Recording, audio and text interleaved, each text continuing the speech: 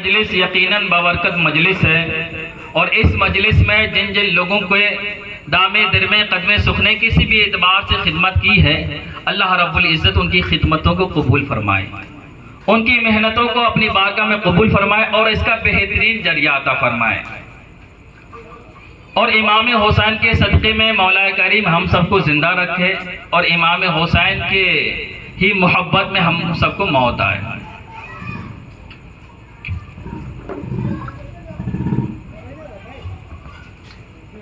میں نے قرآن مقدس کی جس آیت کریمہ کی تلاوت کی ہے، رب ارشاد فرماتا ہے قُلْ لَا أَسْأَلُكُمْ عَلَيْهِ أَجْرًا إِلَّا الْمَوَدَّةَ فِي الْقُرْبَى۔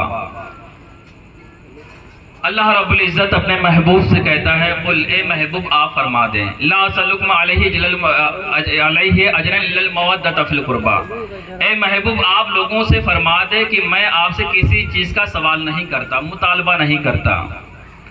میں نے جو پیغام رسالت آپ تک پہنچائی، جو دین کی باتیں آپ تک پہنچائی، میں اس میں آپ سے کوئی چیز نہیں چاہتا مگر یہ کہ تم میری اہل بیت سے محبت کرو، میرے گھر والوں سے محبت کرو، میں بس اتنا ہی چاہتا ہوں۔ تو آج ہم اور آپ اہل بیت سے محبت کر رہے ہیں۔ امام احمد رضا خان فاضلی بریلوی کی لکھی ہوئی کتاب ہے، اس میں لکھا ہوا ہے کہ حجۃ الوداع کے موقع پر پیغمبر اعظم نے لوگوں کو خطاب فرمایا، آخری جب حج کیا اپنی عمر کا، اس کے بعد انتقال فرما گئے ظاہری دنیا سے، تو آپ نے لوگوں سے ایک خطاب فرمایا، اس میں تقریباً 1,00,000 سے زیادہ لوگ تھے۔ خطاب فرمایا، اے لوگو، میں تمہارے درمیان 2 چیزیں چھوڑ کر جا رہا ہوں، اسے مضبوطی کے ساتھ پکڑے رہنا۔ اگر تم اسے مضبوطی کے ساتھ پکڑے رہو گے تو دنیا میں بھی تمہیں کامیابی ملے گی، آخرت میں بھی کامیابی ملے گی۔ صحابہ اکرام نے عرض کیا، یا رسول اللہ وہ 2 چیزیں کیا ہیں؟ میرے پیغمبر نے ارشاد فرمایا، ان میں سے ایک چیز یہ ہے کہ قرآن کو مضبوطی کے ساتھ پکڑیں، کتاب اللہ۔ دوسری چیز یہ ہے کہ اہل بیت میری آل کو مضبوطی کے ساتھ پکڑیں۔ اگر آپ ان 2 چیزوں کو مضبوطی کے ساتھ پکڑے رہیں گے تو دنیا اور آخرت میں کامیابی کامرانی حاصل ہوگی۔ لیکن الحمدللہ ہم لوگ خوش نصیب ہیں کہ آج کی تاریخ میں ہم نے کتاب اللہ کو بھی پکڑا بھی، اور اہل بیت کی محبت میں یہ محفل بھی سجائی۔ اگر محبت نہ ہوتی تو یہ چاندنی، یہ کمکمیں لگانے کی ضرورت ہی نہ ہوتی۔ محبت ہی امام حسین کی ہے جو ہم اور آپ بیٹھے ہوئے ہیں، وقت نکالے ہوئے ہیں۔ تو امام حسین سے محبت کرنا یہ ایمان کی دلیل ہے۔ پیغمبر اعظم نے ارشاد فرمایا رب کی جانب متوجہ ہو کر، اے اللہ یہ حسین ہے، میں اس سے محبت کرتا ہوں، تو بھی اس سے محبت کر، اور جو حسین سے محبت کریں ان سے بھی تو محبت کر۔ یہ اللہ رب العزت کی جانب متوجہ ہو کے میرے پیغمبر نے فرمایا تھا۔ اور امام حسن کوئی معمولی شخصیت کا نام نہیں ہے۔ ایک عربی شاعر کہتا ہے، لی خمسۃ اطفی بہا حر الوباء الحاتمہ، المصطفیٰ والمرتضیٰ وابنہما والفاطمہ۔ وہ کہتا ہے کہ جب میں کوئی پریشانی میں مبتلا ہو جاتا ہوں تو میں اس پریشانی کو دور کرنے کے لیے ان 5 لوگوں کے نام لے لیتا ہوں، تو میری تمام پریشانی دور ہو جاتی ہے، تمام پریشانی دور ہو جاتی ہے پنجتن پاک کے نام پاک سے۔ پہلے شخصیت کا نام ہے محمد صلی اللہ علیہ وسلم۔ جو لوگ ہمارے نبی کو ماننے والے ہیں، ہم لوگ تو تعریف کرتے ہیں، جو لوگ میرے پیغمبر کو نہیں مانتے وہ بھی تعریف کرتے ہیں، وہ بھی نام محمد رکھتے ہیں، محمد کہتے ہیں۔ محمد کا معنی ہے تعریف کیا ہوا انسان۔ کسی نے محمد کہا، اس نے تعریف کر دی۔ دوسری شخصیت کا نام آتا ہے علی۔ آپ لوگوں نے بیانات سنے ہوں گے، لیکن شاید اللہ ماشاءاللہ کسی کی ذہن میں ہو کہ محمد کا معنی کیا ہو، علی کا معنی کیا ہوتا ہے۔ علا یعلو، اس کا معنی ہے بلند ہونا۔ میرے پیغمبر نے حضرت علی کو بلند کیا، تو علی کا معنی ہوتا ہے بلند کرنا۔ حضرت علی کیسے بلند ہوئے؟ جب پیغمبر اعظم نے فتح مکہ کیا، فتح مکہ ہو گیا، خانہ کعبہ کے اندر کفار و مشرکین کے اس دور کے لات و عزا کے نقشے کے بت رکھے ہوئے تھے. میرے پیغمبر نے تمام بتوں کو مکے سے صاف کیا. صاف کرنے کے بعد کچھ بت اوپر کی جانب رکھے ہوئے تھے. پیغمبر اعظم نے ارشاد فرمایا اے علی آپ میرے کاندھے پر سوار ہو جائیے, ان بتوں کو ہٹا دیجئے, صاف کر دیجئے جو لات و عزے کے نقشے کی شکل کی تھے. حضرت علی نے کہا اے میرے آقا, اے میرے رہبر, میں آپ کے کاندھوں پر سوار ہو جاؤں؟ یہ مجھ سے نہیں ہو سکتا. اے پیغمبر اعظم میں آپ کے کاندھے پر نہیں سوار ہوں گا بلکہ آپ میرے کاندھے پر سوار ہو جائیں. آپ میرے کاندھے پر سوار ہو جائیں اور آپ ان بتوں کو صاف کر دیں. پیغمبر اعظم نے کیا ارشاد فرمایا اے علی تم میرے نبوت کا ایک بال برداشت نہیں کر سکتے, ایک بال کا بوجھ نہیں اٹھا سکتے, تو لہذا میں تمہارے کاندھے پر نہیں بلکہ تم میرے کاندھے پر سوار ہو جاؤ. پہلے علی بلند نہیں تھے, بلندی کے معنی بتا رہے ہیں. یہ بخاری شریف کی حدیث پاک ہے, صحیح حدیث اور صحیح سند کے ساتھ موجود ہے. حضرت علی کو میرے پیغمبر نے جب کاندھے پر بیٹھایا, کھڑا کیا اپنے کاندھے پر, حضرت علی رسول اعظم کے کاندھے پر ہیں, بتوں کو صاف کر رہی ہیں. میرے پیغمبر نے ارشاد فرمایا اے علی کیسا محسوس کر رہے ہو, کیسا لگ رہا ہے تم میرے کاندھے پر آج جو کھڑے ہو, آپ کو کیسا لگ رہا ہے؟ حضرت علی نے عرض کیا حضور اے میرے پیغمبر یا رسول اللہ, کھڑا ہوں مکے میں, یہیں سے عرش اعظم نظر آ رہا ہے. حضرت علی پیغمبر اعظم کے کاندھے پر ہیں.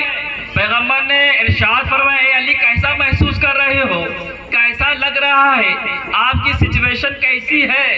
حضرت علی نے عرض کیا یا رسول اللہ کھڑا ہوں مکے میں, یہیں سے عرش اعظم نظر آ رہا ہے. تو یہ میرے پیغمبر کی عظمت ہے.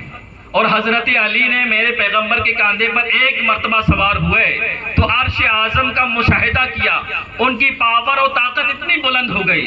اور میرے پیغمبر نے امام حسین کو بچپنے سے جب تک کہ 8 سال کے نہیں ہو گئے تو ہمیشہ کاندھے پر اٹھا کر رکھا. تو ایک مرتبہ حضرت علی کو ایک مرتبہ اٹھا کر رکھا, ان کی بلندی اتنی اعلیٰ ہو گئی, اتنی اعلیٰ ہو گئی کہ حضرت علی کی تمام لوگوں کی دلوں کے محبوب بن گئے ہیں. اور امام حسین کو پیغمبر نے ایک مرتبہ نہیں بلکہ سینکڑوں مرتبہ اپنے کاندھے پر بیٹھایا اور حضرت امام حسین کو کھلایا. تو امام حسین کی پاور اور طاقت کا عالم کتنا بلند ہوگا. تو میرے محترم یہ پیغمبر کی تعریف اور توصیف تھی جو حضرت علی کو بلند کر دیا. علی کا معنی ہوتا ہے بلند, محمد کا معنی ہوتا ہے تعریف کیا ہوا انسان, ہے نا. محمد کا معنی تعریف کیا ہوا انسان. اس کے بعد پنجتن پاک میں ہمارے نبی محمد آ گئے. جو لوگ علم میں پنجہ لگاتے ہیں وہ پنجتن پاک کی نسبت ہوتی ہے.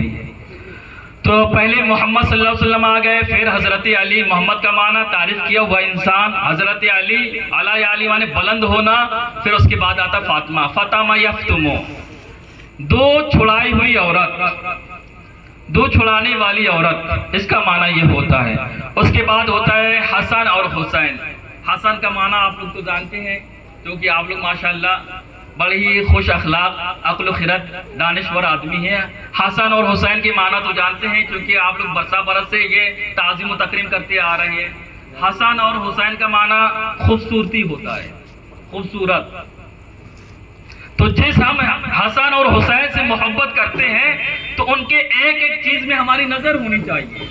اگر ہم پیغمبر اعظم کا کلمہ پڑھتے ہیں, کوئی انسان کہہ دے کہ محمد کو آپ مانتے ہیں, محمد کا معنی ہی کیا ہوتا ہے, تو ہم کیا جواب دیں گے؟ ہم جب سنیں گے تبھی تو جواب دیں گے. صرف مدرسے میں بیٹھ کر تعلیم حاصل کرنے سے ہی تعلیم نہیں ملتی ہے, بلکہ آپ کہیں پر بھی نشستیں یا اجتماع ہو, وہاں پر کچھ بیانات سن لیں, اسے بھی تعلیم حاصل کیا جا سکتا ہے, اسے بھی درسگاہ کہتے ہیں. تو آج جو ہم لوگ بیٹھے ہیں تو یہ سیکھ رہے ہیں اور سکھا رہے ہیں.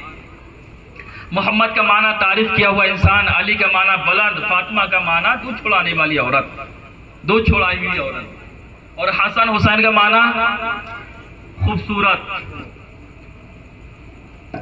حسن و حسین کے آمد سے پہلے, پیدا ہونے سے پہلے یہ نام آدم علیہ السلام سے لے کر ہمارے نبی تک امام حسین کے زمانے تک کسی کے نام نہیں رکھے گئے, بلکہ یہ نام جنتی ہیں. اللہ کے نبی نے ارشاد فرمایا الحسن والحسین اسمان اہل الجنہ، حسن اور حسین جنتی دو نام ہیں، یہ جنت سے آئے تھے۔ حسن اور حسین جنتی دو نام ہیں، ان کے دوسرے نام سریانی زبان میں کہتے ہیں شبیر و شبر۔ شبر کہتے ہیں امام حسن کو، شبیر کہتے ہیں امام حسین کو، یہ سریانی زبان میں ہے۔ اور شبیر و شبر نام حضرت ہارون علیہ السلام کے دو بیٹے تو ان کے نام تھے۔ ایک روایت میں یہ بھی آتا ہے کہ شبیر و شبر ہارون علیہ السلام کے بیٹوں کے نام ہیں، ان کے ہم نام میں عربی زبان میں امام حسن اور حسین ہو گئے۔ میرے پیغمبر نے ارشاد فرمایا، مشکات شریف کی حدیث پاک ہے، کتاب موجود ہے، پیغمبر نے ارشاد فرمایا الحسن والحسین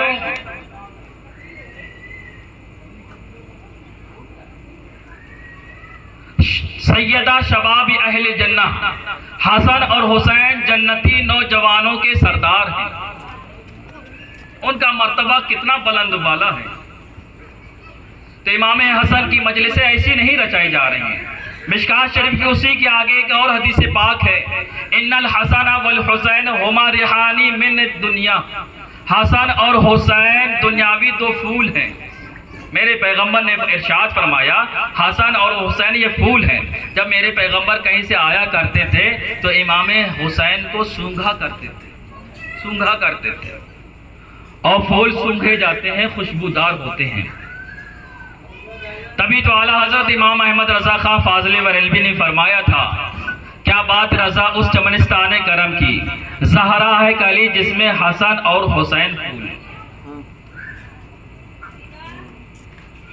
شاعر کہتا ہے کہ حسین ابن علی کیا کو کیا بناتے ہیں، بلا کی خاک کو خاک شفا بناتے ہیں۔ حسین والے الگ ہیں یزید والوں سے، یہ حر بناتے ہیں وہ حرملہ بناتے ہیں۔ حضرت حر رضی اللہ تعالیٰ عنہ یہ وہ شخص ہیں جو یزید کے فوج میں تھے، آخری ایام میں یزید کی فوج سے نکل کر تنے تنہا امام حسین کے ساتھ شامل ہو گئے تھے۔ تو امام حسین یہ حر بناتے ہیں وہ حرملہ بناتے ہیں، حملہ کرنے والے۔ حرملہ اسی کے جنگ میں شریک تھا۔ تو میرے محترم یہ محفل ببرکت محفل ہے، اس محفل میں انشاءاللہ تعالی ہم شریعت کے مطابق اخلاق و آداب سیکھیں گے کہ اخلاق کیا ہے، آداب کیا ہے، اور اس کی فضیلتیں کیا ہیں، اور علم کیا چیز ہوتی ہے۔